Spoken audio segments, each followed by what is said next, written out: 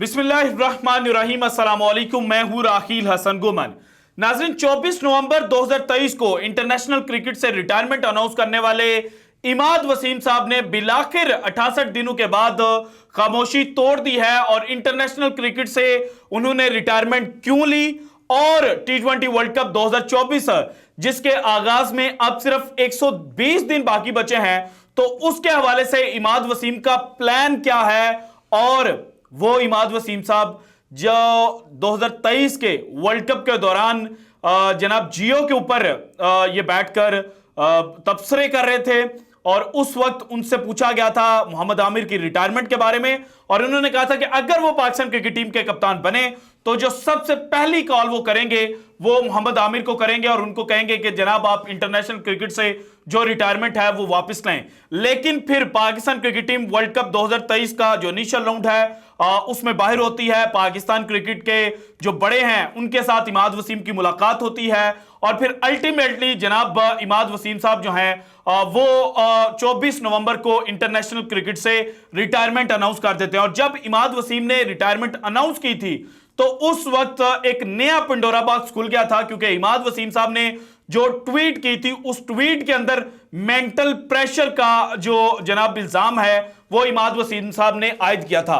लेकिन अब जनाब 31 जनवरी को यानी कि आज से 2 दिन पहले इमाद वसीम साहब का एक इंटरव्यू तकरीबन 11.5 मिनट का यूट्यूब चैनल है पाक पैशन, उसके ऊपर जनाब पब्लिश होता है और उसके मुख्तलिफ चंक्स जो हैं वो ट्विटर के ऊपर वायरल हो जाते हैं और उनमें 2 चंक जो है वो इंतहाई इंटरेस्टिंग थे। एक में वो जनाब नाम लिए बगैर बाबर आजम की तरफ जो बॉल है वो थ्रो कर रहे हैं और दूसरे में वो अपनी इंटरनेशनल क्रिकेट से रिटायरमेंट वापस लेने की जो बात है वो कर रहे हैं। So all in all Imad Wasim का जो इंटरव्यू था उसकी वजह से पाकिस्तान क्रिकेट के अंदर एक नई जनाब जो पंडोरा बॉक्स खुलने जा रहा है उसके बारे में आज की वीडियो में मैंने बात करनी है।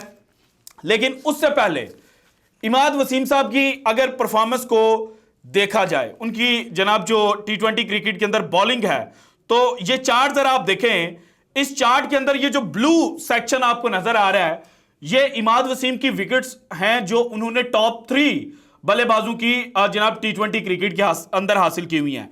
देन मिडल ऑर्डर में जनाब उन्होंने जो दूसरा बड़ा उनके ग्राफ के अंदर चीज शो हो रही है वो रेड कलर की है और रेड कलर पॉइंट आउट कर रहा है कि इमाद वसीम ने नंबर 4 से लेकर नंबर 7 तक के जो बैट्समैन हैं उनकी विकेटें हासिल की और देन जो ग्रीन पार्ट है वो बहुत थोड़ा सा है, 6.2% है पूरे। अगर जनाब व्हील को देखा जाए तो ये इमाद वसीम की जनाब जो टेल एंडर्स हैं नंबर 8 से लेकर नंबर 11 तक के बैट्समैन उनकी विकेटें हैं। सो 66 विकेटें हैं, 65 विकेटें हैं इमाद वसीम की टोटल।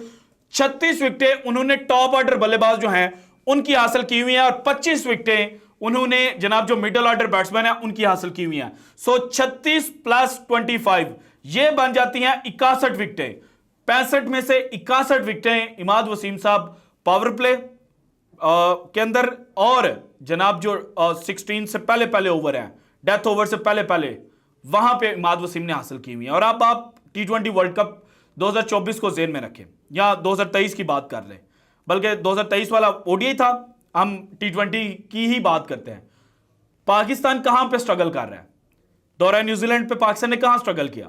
पाकिस्तान को ऊपर से शाहिनशाह अफरीदी एक विकेट दिलवा देते हैं, लेकिन उसके बाद क्या होता है? पाकिस्तान विकेटें नहीं ले पा रहा। तो इमाद वसीम जैसा जो प्लेयर है उसकी पाकिस्तान क्रिकेट को जरूरत है और इमाद वसीम की जो CPL कैरिबियन प्रीमियर लीग 2023 की परफॉर्मेंस है उसमें इमाद वसीम ने ना सिर्फ रन स्कोर किए थे बल्कि 11 मैचेस खेलकर 14 विकेटें जनाब उन्होंने हासिल की थी और जो उनकी इंपैक्ट विकेट्स थी वो दूसरे नंबर के ऊपर थी। सो इमाद वसीम साहब पाकिस्तान को T20 वर्ल्ड कप 2024 जो है वो जितवा सकते हैं। और अगर जनवरी के अंदर जो इमाद वसीम ने क्रिकेट खेली है वो देखें तो जनाब 2 लीग्स में इन्होंने पार्टिसिपेट किया, पहले बिग बैश लीग और उसके बाद IL T20 जो इस वक्त दुबई के अंदर चल रही है।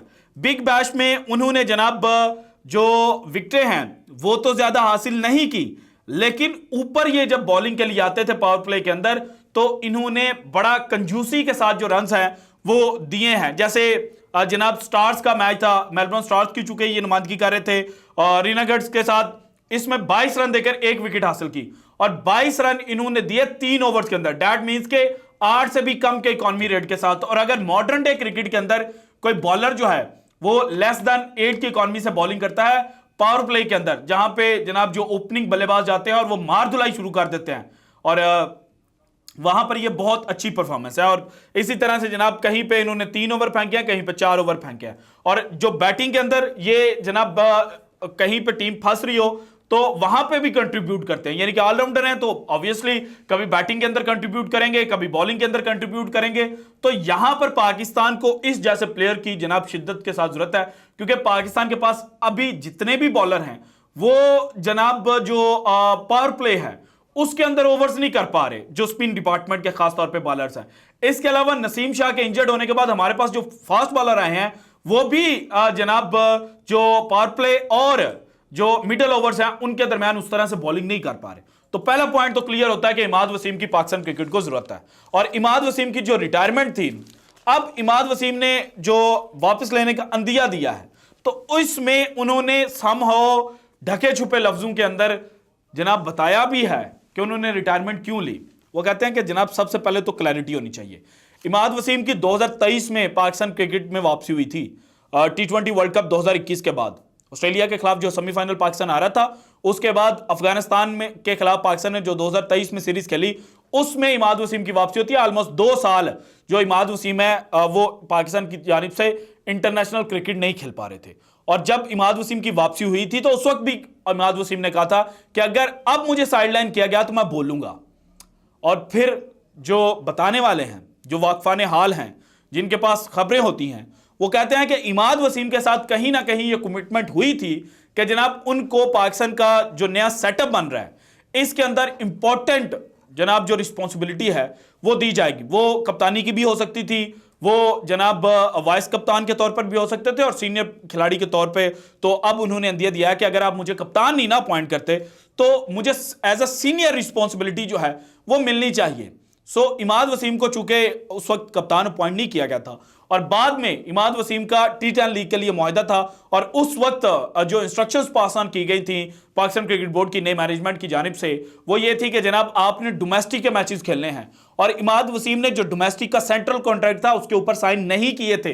तो इमाद वसीम को कहा गया कि अगर आप पाकिस्तान का डोमेस्टिक मैचेस नहीं खेलेंगे तो आप पाकिस्तान की जानिब से इंटरनेशनल क्रिकेट के लिए जनाब एलिजिबल नहीं होंगे। उस वक्त इमाद वसीम ने रिटायरमेंट अनाउंस की थी, लेकिन अब चूंकि पुरानी मैनेजमेंट भी जा रही है, ज़कात शरीफ साहब जा चुके हैं और जो नए मतलब मोहसिन नकवी साहब आ रहे हैं उनके साथ कहीं ना कहीं समझा जाता है कि इनके जो ताल्लुकात हैं वो अच्छे हैं। सो इमाद वसीम का ये स्टेटमेंट देना कि वो रिटायरमेंट वापस ले सकते हैं, ये मेरे मुताबिक तो एक अच्छी बात है। लेकिन जो इंटरव्यू इमाद वसीम का हुआ उसके अंदर एक कंट्रोवर्शियल बात भी थी और कंट्रोवर्शियल मुझे इसलिए लगी कि इमाद वसीम से जो 4-1 से पाकिस्तान T20 सीरीज हारता है न्यूजीलैंड के खिलाफ, वो जनाब क्वेश्चन किया गया तो इमाद वसीम ने डायरेक्ट जो आंसर दिया वो ये दिया कि जब आप 40-50 रन बना रहे हैं तो आपने फिनिश करके आना होता है।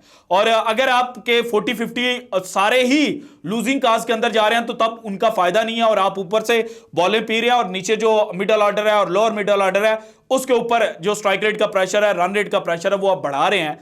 तो इमाद वसीम साहब और जो कुछ लोग हैं वो शायद भूल रहे हैं कि ये पहली दफा बाबर आजम के साथ हुआ है कि उन्होंने 3 50s कंसेक्यूटिव स्कोर की और तीनों मैचेस पाकिस्तान हार गया, जबकि जो सबसे ज्यादा 50s बनाकर लूजिंग काज के अंदर जनाब हिस्सा डालने का सबसे बड़ा हिस्सादार है वो भारतीय विराट कोहली है, जिसको कहा जाता है कि इससे तगड़ा जनाब कोई रन चेजर नहीं है। सो 111 या 12 इनिंग्स हैं विराट कोहली की T20 क्रिकेट के अंदर और 11 उनकी लूजिंग काज के अंदर हैं। और यहां पे जो बाबर आजम है उनकी गालिबन 106 T20 की इनिंग्स हैं और 10 उनकी 50 जो हैं वो लूजिंग काज के अंदर हैं। सो बाबर आजम के साथ प्रॉब्लम ये थी कि बाबर आजम के साथ उस वक्त कोई खड़ा नहीं था हो रहा और जनाब जो तीसरा T20 मैच आ रहा था उसमें टीम सैफर्ड ने जो न्यूजीलैंड के विकेट कीपर बैट्समैन थे उन्होंने ये बात की थी कि बाबर आजम सोचता था कि मैं इस ओवर के अंदर मारने के लिए जाऊंगा, लेकिन उसी ओवर के अंदर पाकिस्तान की विकेट गिर जाती थी।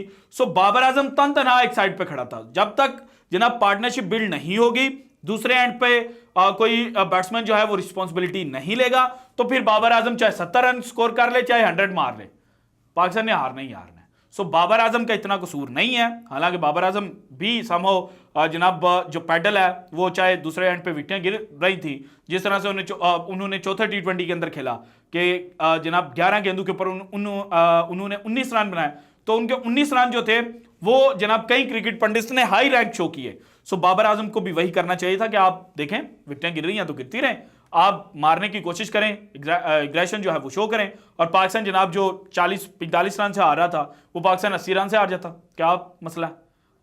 लूज तो पाकिस्तान कर ही रहा था। सो कुछ क्रिकेट पंडित ये कहते हैं कि बाबर आजम को उस तर्ज पे खेलना चाहिए था, लेकिन मेरे मुताबिक बाबर आजम ठीक खेले।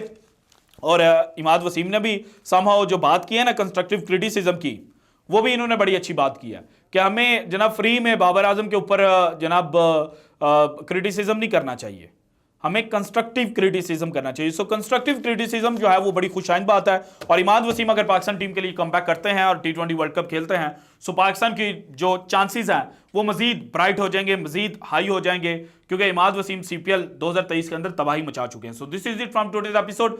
अगर आपको वीडियो पसंद आए तो लाइक कीजिएगा, ज्यादा से ज्यादा शेयर कीजिएगा, अपनी कीमती राय का इजहार लाजमी कीजिएगा, और अगर आपने अभी तक चैनल को सब्सक्राइब नहीं किया तो कर दें। शुक्रिया, अल्लाह हाफिज।